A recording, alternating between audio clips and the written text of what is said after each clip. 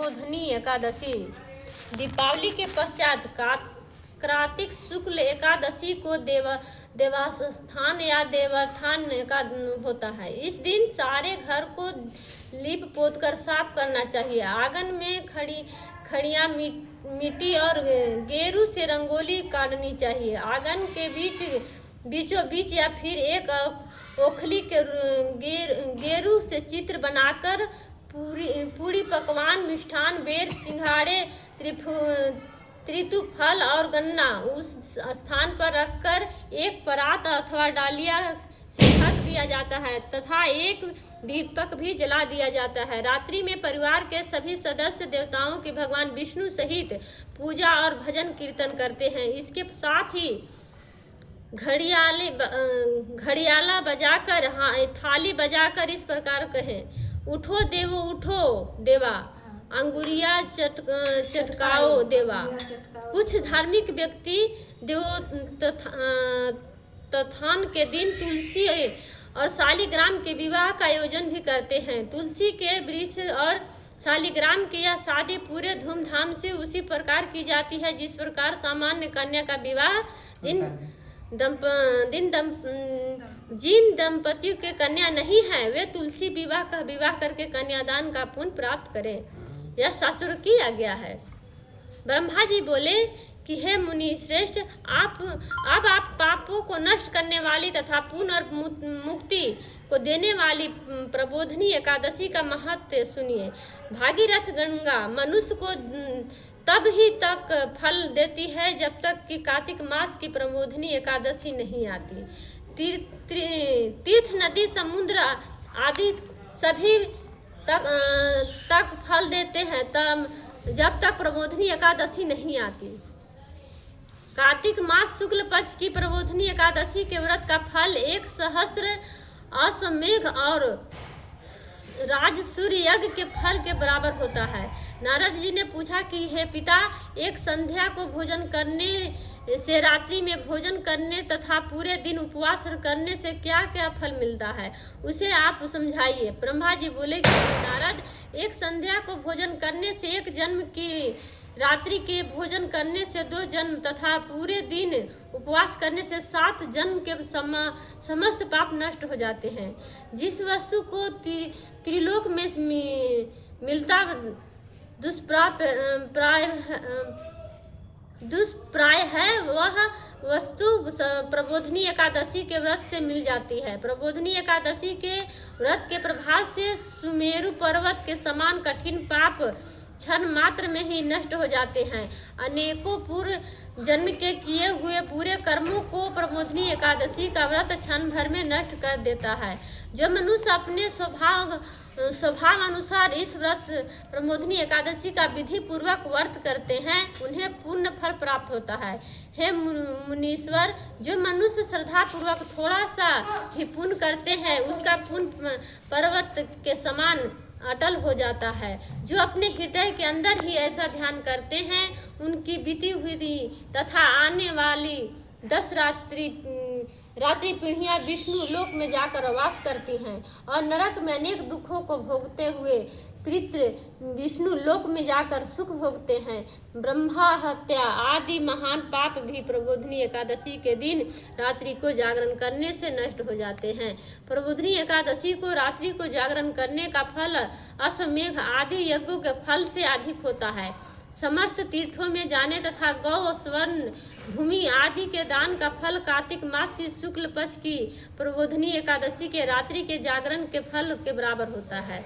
इस संसार में उसी मनुष्य का जीवन सफल है जिसने प्रबोधिनी एकादशी के व्रत के द्वारा अपने कुल को पवित्र किया है। संसार में जितने भी तीर्थ हैं तथा जितने भी तीर्थों की आस की जा सकती है वह सब प्रबोधिनी एकादशी का व्रत करने वाले के घर में रहते हैं। मनुष्य को समस्त कर्मों को त्यागते हुए भगवान की प्रसन्नता के लिए कार्तिक मास की प्रबोधिनी एकादशी का व्रत करना चाहिए। जो मनुष्य इस एकादशी के व्रत को करता है वह धनवान, योगी, तपस्वी तथा इंद्रियों को जीतने वाला होता है, क्योंकि वह एकादशी भगवान विष्णु को अत्यंत प्रिय है।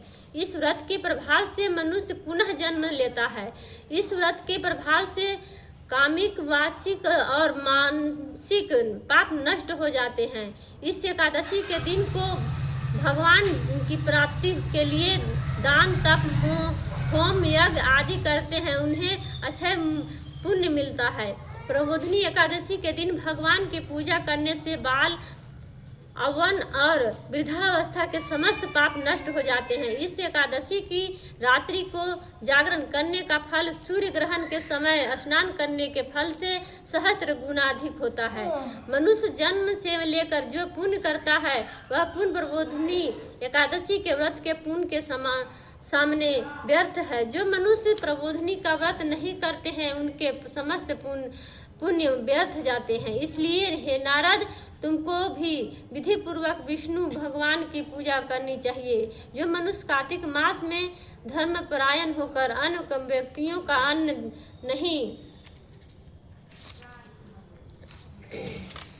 नहीं खाते हैं उन्हें चंद्रायन व्रत का फल मिलता है। कार्तिक मास में भगवान दान आदि से उतने प्रसन्न नहीं होते जितने कि शास्त्रों की कथा सुनने से प्रसन्न होते हैं। कार्तिक मास में जो मनुष्य भगवान की कथा को थोड़ा बहुत पढ़ते या सुनते हैं उन्हें 100 गौ के दान का फल मिलता है।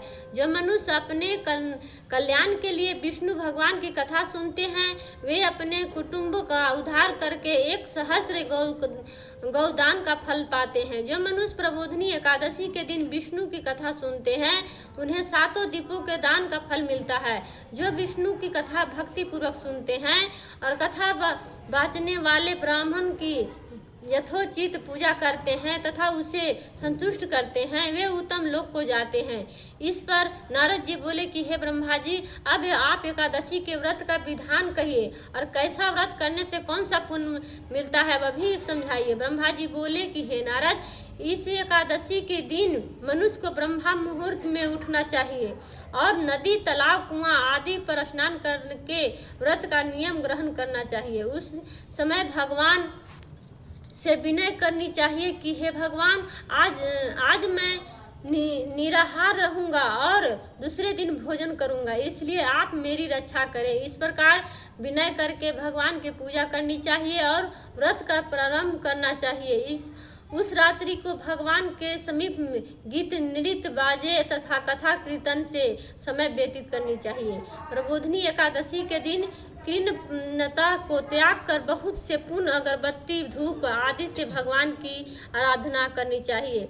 शंख के जल से भगवान को अर्घ्य देना चाहिए। इसका फल तीर्थ या दान आदि से करोड़ों गुना अधिक होता है। जो मनुष्य अगस्त्य पुष्प के से भगवान की पूजा करते हैं उसके सामने इंद्र भी हाथ जोड़ता है।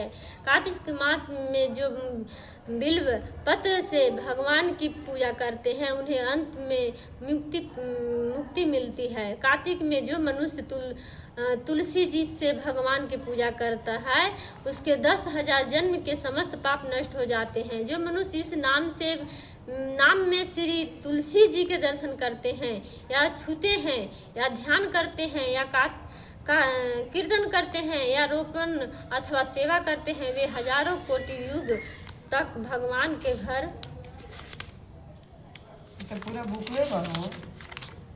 में रहते हैं। जो मनुष्य तुलसी का पेड़ लगाते हैं उसके कुटुंब में जो पैदा होते हैं वे प्रलय के अंत तक विष्णु लोक में रहते हैं। जो भगवान की कदम पुष्प से पूजा करते हैं वह यमराज के दुखों को नहीं पाते हैं। समस्त मनोवांछाओं को पूजा करने वाले भगवान कदम पुष्प को देखकर अत्यंत प्रसन्न होते हैं। यदि उनकी कदम पुष्प से पूजा की जाए तो फिर बात ही क्या है। जो गुलाब के पुष्प से भगवान की पूजा करते हैं उन्हें मुक्ति मिलती है। जो मनुष्य बकुल और अशोक के फूलों से भगवान की पूजा करते हैं वह अत्यंत काल तक शोक से रहित होते हैं। जो मनुष्य विष्णु भगवान की सफ़ेद और लाल कनेर के फूलों से पूजा करते हैं उन पर भगवान अत्यंत प्रसन्न होते हैं। जो मनुष्य विष्णु भगवान की दुर्वादल से पूजा करते हैं वे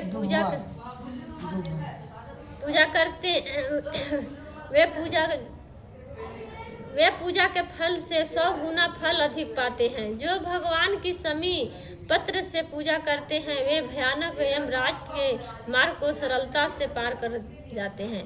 जो मनुष्य चंपक पुष्प से भगवान विष्णु की पूजा करते हैं वे अवागमन के चक्र से छूट जाते हैं। जो मनुष्य स्वर्ण का बना हुआ केतुकी पुष्प भगवान पर चढ़ाते हैं उसके करोड़ों जन्म के पाप नष्ट हो जाते हैं। जो मनुष्य भगवान की पीले और रक्त वर्ण कमल के सुगंधित फूलों से पूजा करते हैं उन्हें श्वेत दीप में स्नान मिलता है। इस प्रकार रात्रि में भगवान की पूजा करके प्रातः काल शुद्ध जल की नदी में स्नान करना चाहिए।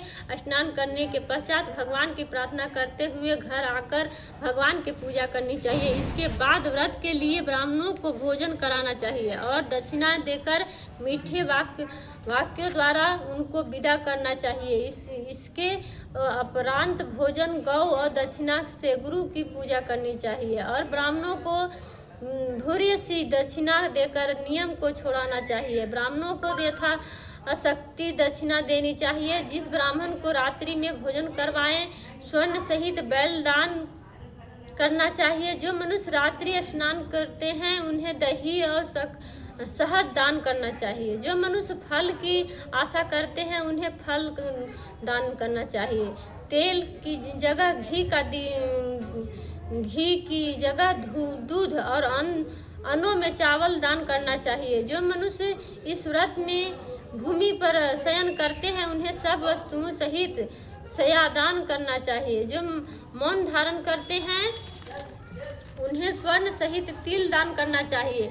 जो मनुष्य कार्तिक मास में उपाहन धारण नहीं करते हैं उन्हें उपाहन दान करना चाहिए। जो इस मास में नमक त्यागते हैं उन्हें शक्कर दान करनी चाहिए। जो मनुष्य नित्य प्रतिदेव मंदिरों में दीप जलाते हैं उन्हें स्वर्ण या तांबे के दीप को घी तथा बत्ती सहित दान करना चाहिए। जो मनुष्य चातुर्मास व्रत में किसी वस्तु को त्याग देते हैं उन्हें उस दिन से पुनः ग्रहण करनी चाहिए। जो मनुष्य प्रबोधिनी एकादशी के दिन विधि पूर्वक व्रत करते हैं उन्हें अत्यंत सुख मिलता है और अंत में स्वर्ग को उजाते हैं। जो मनुष्य चतुर्मास व्रत को बिना किसी विघ्न के पूरा कर देते हैं उन्हें दोबारा जन्म नहीं मिलता। जिन मनुष्यों का व्रत खंडित हो जाता है वह नरक को जाते हैं। जो मनुष्य इस एकादशी के महात्म्य को सुनता है व पढ़ता है उसे अनेक गौदान का फल मिलता है। हरे राम हरे राम राम राम हरे हरे।